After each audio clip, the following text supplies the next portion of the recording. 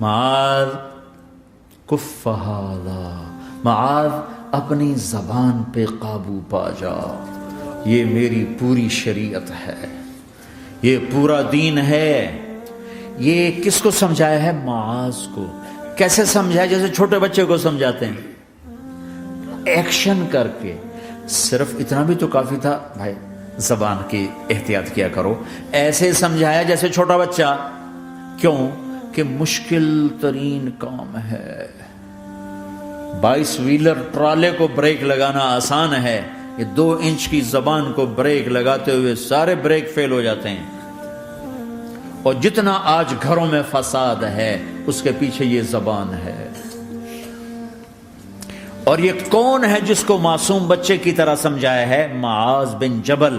اور معاذ بن جبل کون ہے؟ میرے نبی نے کہا قیامت کے دن میری امت کے علماء کا جھنڈا معاذ کے ہاتھ میں ہوگا۔ اور یہ کون ہے؟ میں پچھلے مئی میں گیا ہوں، یہ مئی جو گزرا ہے، اردن ہمارا اجتماع تھا تبلیغ کا، میں وہاں گیا، عمان میں آگے اربد گئے، اربد سے 18 کلومیٹر 20 کلومیٹر آگے حضرت معاذ کا مقبرہ ہے، باپ بیٹا دونوں وہاں دفن ہیں۔ حضرت عمر کے زمانے میں انتقال ہوا، جب میں اندر گیا تو اوپر لکھا ہوا تھا تاریخ وفات 18 ہجری، اور اب ہے 1435 ہجری۔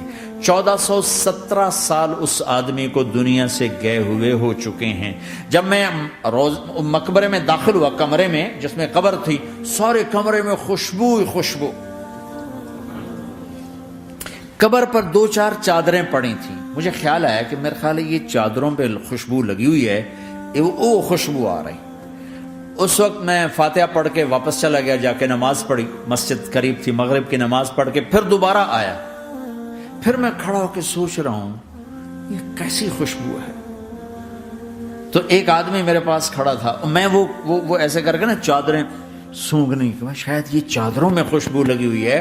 ایک آدمی میرے پاس کہنے لگا جناب یہ خوشبو چادروں میں نہیں ہے، یہ اس قبر والے کی خوشبو، یہ 24 گھنٹے آتی رہتی ہے، 24 گھنٹے۔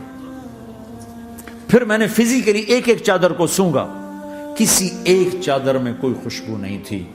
یہ وہ معاذ ہے جو 1417 سال ہو چکے ہیں مرے ہوئے اور قبر مہک رہی ہے۔ میں سنی سنائی نہیں بتا رہا، آنکھوں دیکھا بتا رہا ہوں، خود گیا ہوں، خود یہ مئی جو گزرا ہے۔ ان کو ایسے بتا جو چھوٹے بچے کو، معاذ زبان پہ قابو رکھنا۔ اگر زبان پہ قابو آ گیا تو میاں بیوی کی لڑائی ختم۔ اگر یہ تو ہو نہیں سکتا کہ اونچ نیچ نہ ہو، کبھی خامن تیز ہوگا تو بیوی زبان پہ قابو پا لے، کبھی بیوی تیز ہوگی خامن زبان پہ قابو پا لے۔ اگر دونوں ہی سیکھ گئے تو ان کا گھر جنت بن جائے گا۔ کبھی ساس اکھڑے گی تو بہو چپ کر جائے، کبھی بہو اکھڑے گی تو ساس چپ کر جائے، کبھی باپ اکھڑے گا تو بیٹا چپ کر جائے، کبھی بیٹا اکھڑے گا تو باپ چپ کر جائے، دعویٰ نہ کرے کہ میں باپ ہوں میرے آگے بولتا ہے۔ انسان انسان ہے، خطا ہوتی ہے۔ اگر آپ بھائی یہ پیچھے نیچے مستورات بھی ہیں، اپنی زبان پہ قابو پانا سیکھ لیں۔ کسی کو دکھ دینے والا بول نہ بولے۔ المسلم من سلم المسلمون من لسانہ و یدہ، آپ نے فرمایا مسلمان ہے ہی وہ، مسلمان ہے ہی وہ جو ہاتھ اور زبان سے کسی کو دکھ نہ پہنچائے۔ آپ نے کہا واللہ لا یؤمن، واللہ لا یؤمن، واللہ لا یؤمن، اللہ کی قسم ایمان والا نہیں، اللہ کی قسم ایمان والا نہیں، اللہ کی قسم ایمان والا نہیں۔ کون؟ شراب پینے والا نہیں، نماز چھوڑنے والا نہیں، زنا کرنے والا نہیں، جوا کھیلنے والا نہیں۔ کون؟ کون؟ الذی لا یأمن جارہ بوائقہ، جو اپنے نیبر کو تنگ کرتا ہے وہ ایمان والا نہیں، جو اپنے پڑوسی کو تنگ کرتا ہے وہ ایمان والا نہیں، جو اپنے ساتھ رہنے والے کو تنگ کرتا ہے وہ ایمان والا نہیں ہے۔ اپنی زبان کو میٹھے بول کا عادی بنا لو، سہنا سیکھو۔ ہیرا کیا ہے؟ کاربن ہے، ہیرا کاربن ہے۔ ہیرا کیسے بن گیا؟ ڈائمنڈ کیسے بن گیا؟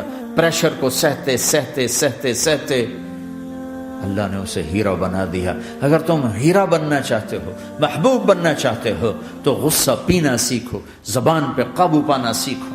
اپنی زبان کے اوپر اللہ نے 2 دروازے لگائے، بند کرنا، 32 تالے ہیں، ان کو بند کرنا سیکھو اللہ کے واسطے۔ اگر زندگیوں میں خوشی لانا چاہتے ہو تو برداشت کرنا سیکھو۔ اگر زندگی کو برباد کرنا ہے تو زبان کھول دو۔ جس کی زبان کھل گئی اس کا دین گیا، جس کی زبان ہاتھ میں آ گئی اس کا سارا دین ہاتھ میں آ گیا۔ حضرت لقمان کا فرمان ہے، بیٹا میں چپ رہنے پہ کبھی اب پچھتایا، میں چپ رہنے پہ کبھی نہیں پچھتایا، مجھے چپ رہنے کا کبھی افسوس نہیں ہوا، مجھے جب بھی افسوس ہوا اپنے بولنے پر ہی ہوا ہے کہ یہ میں نے کیا کہہ دیا۔